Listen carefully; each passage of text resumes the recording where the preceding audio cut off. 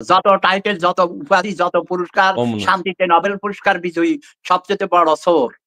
এবং তার নামের জি। মধ্যে ২ জন নবীর নাম। আমাদের শেষ নবী হযরত মুহাম্মদ মুস্তাফা সাল্লাল্লাহু আলাইহি সাল্লামের নাম হলো তার ১ম নাম মুহাম্মদ।